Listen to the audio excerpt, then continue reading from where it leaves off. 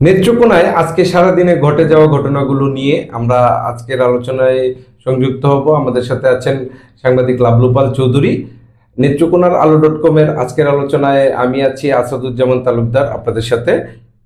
প্রথমেই আমরা যদি নেত্রকোনায় আজকে ঘটে যাওয়া ঘটনাগুলো দেখি, নেত্রকোনার আটপাড়ায় প্লাস্টিকের বস্তায় চাল সংরক্ষণ করায় messrs Abu Saeed auto rice মিলকে ৩,০০০ টাকা জরিমানা করেছে ভ্রাম্যমাণ আদালত।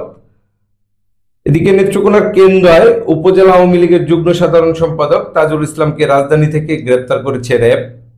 নেত্রকোনার আজকের আলোচিত আরেকটি বিষয় হচ্ছে, জেলা প্রশাসকের সম্মেলন কক্ষে জেলা নারী ও শিশু নির্যাতন প্রতিরোধ কমিটির সাথে মতবিনিময় সভা অনুষ্ঠিত হয়েছে। নেত্রকোনার আটপাড়া উপজেলা জাসাসের আহ্বায়ক কমিটি পরিচিতি ও মত বিনিময় সভা অনুষ্ঠিত হয়েছে।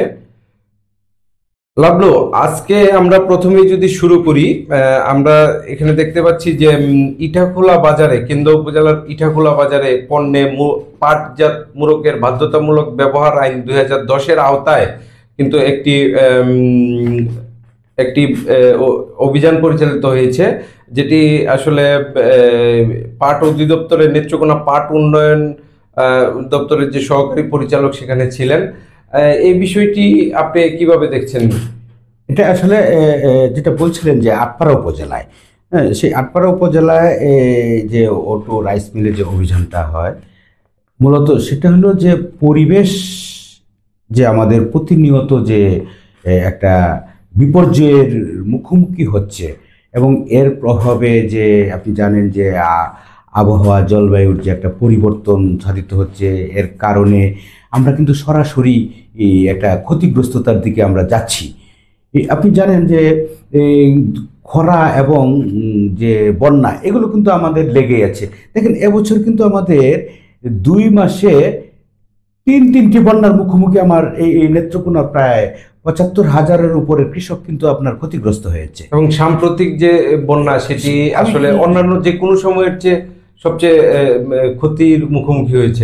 আমরা কি দেখতে পেলাম যে আসলে 3 মাসে 2 থেকে 3 মাসের মধ্যে যদি তিনটি বন্যার মুখোমুখি কৃষক হয়, আমার হাওরের দিকে তাকান যে সেখানেও কিন্তু আসলে প্রতি বছরই হয় খরা, নয়তো বন্যা, একটা না একটা লেগেই আছে। তো এর মাঝে আপনি জানেন যে কয়েক বছর আগে কিন্তু একটি গরম বাতাস, লু হাওয়ায় কিন্তু আসলে ফসল জ্বলে গেছিল এই হাওরে। আর পাহাড়ে তো একই অবস্থা। নেত্রকোনা তো পাহাড় সমতল এবং হাওর নিয়ে, যে কারণে আমাদের এখানে কিন্তু আসলে এই আবহাওয়ার এটা একটা প্রভাব পড়ে এবং সারা দেশ এবং সারা বিশ্বে একই অবস্থা চলছে। তো এরকম একটা অবস্থায় সরকার যখন সিদ্ধান্ত নিল যে অটো রাইস মিলগুলোতে যে চালের যে বস্তাটা প্যাকিং হয়, সেটা আসলে প্লাস্টিক দূষণ থেকে রক্ষা করার জন্যে যে পাটজাতের দ্রব্য, এতে করে কিন্তু আমাদের দেশের যে একসময় যে সোনালী আঁশ, সেই অতীত আমাদের কিন্তু আসলে ফিরে আসতে পারে। সেই পাটজাত দ্রব্যটা ব্যবহার করলে আসলে পরিবেশটা রক্ষা হয়, আমাদের পাট শিল্পটাও উন্নয়ন হয়। এটা যখন বাধ্যতামূলক করা হলো, আমরা দেখলাম যে নেত্রকোনার চালগলগুলো ঢাকঢোল পিটিয়ে তারা উদ্বোধন করলো। কিন্তু দেখেন, মানে আসলে এই যে কে শুনে কার কথা। আনুষ্ঠানিকভাবে তারা বিভিন্ন সময় বিভিন্ন প্রতিশ্রুতি দেয় যে তারা এই বিষয়গুলো থেকে বিরত থাকবে, কিন্তু বাস্তবে আসলে দেখা যাচ্ছে যে তারা আসলে তাদের যে এই যে পলিথিনের ব্যবহার এগুলো কিন্তু চালিয়ে যাচ্ছে। তবে আমরা চাই যে এই নেত্রকোনায় যে চালকলগুলো আছে, সেই চালকলগুলো মানে পাটজাত যে বস্তাগুলো, সেই বস্তার ব্যবহার করুক। নেত্রকোনায় আপনি দেখেন যে নেত্রকোনায় যে চালকল মালিক সমিতি রয়েছে, সেখানে কিন্তু আমাদের কেন্দ্রীয় নেতা রয়েছেন, একজন সাধারণ সম্পাদক, যিনি কেন্দ্রীয় সাধারণ সম্পাদক, সারা দেশের সাধারণ সম্পাদক, কেন্দ্রীয় কমিটির তার জেলা নেত্রকোনা। তো সেখানে কিন্তু আমাদের প্রত্যাশাটা অনেক বেশি, আরো বেশি। সে কারণেই বলছি যে সেটা ব্যবহার করবে, সেটা আমরা চাই। যেমনটি আপনি বলছিলেন যে পরিবেশের ভারসাম্য রক্ষায় আসলে এ ধরনের অভিযান চলমান থাকুক এবং সংশ্লিষ্ট কর্তৃপক্ষ এগুলো নজরদারিতে রাখবে নিয়মিতই, আমরাও তেমনটাই আশা করি। এরপরে যদি আমরা আলোচনায় আসি, আমাদের কেন্দ্র উপজেলার একটি ঘটনা, যেটি হচ্ছে যে কেন্দ্র উপজেলা আওয়ামী লীগের যুগ্ম সাধারণ সম্পাদক তাজুল ইসলামকে রাজধানী থেকে গ্রেপ্তার করেছে র্যাব।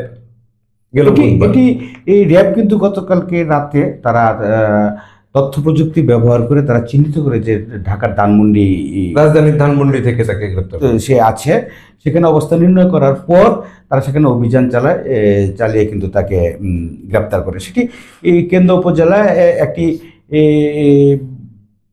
একটি দোকান ভাঙচুরের ঘটনায় দোকান মামলা হয়েছিল। সেটি কিন্তু আওয়ামী লীগের নেতৃত্বে সেই ভাঙচুরটা হয়েছিল এই আন্দোলনের যখন এই সরকারের যখন পতন ঘটে তার কিছুদিন আগে।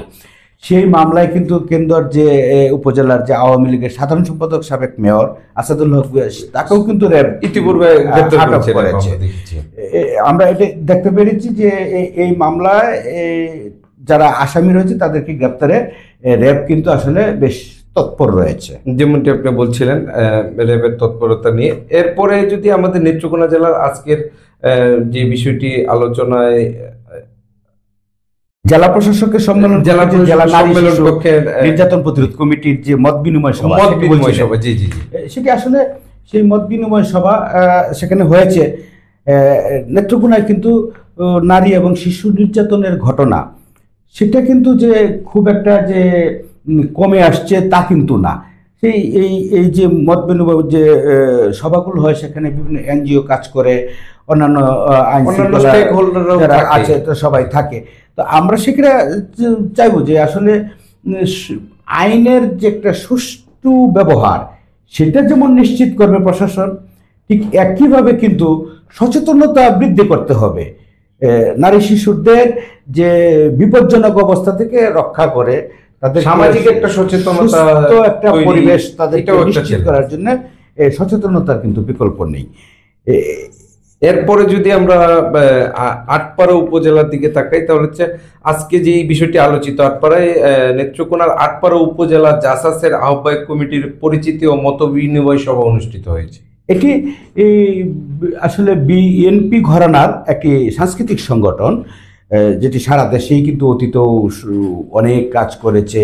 এখন সেই পট পরিবর্তনের পরে আমরা দেখতে পাচ্ছি বিভিন্ন জায়গায় কিন্তু আসলে কমিটিগুলো রিফর্ম হচ্ছে সাংগঠনিক কাজ জোরদার করার জন্যে।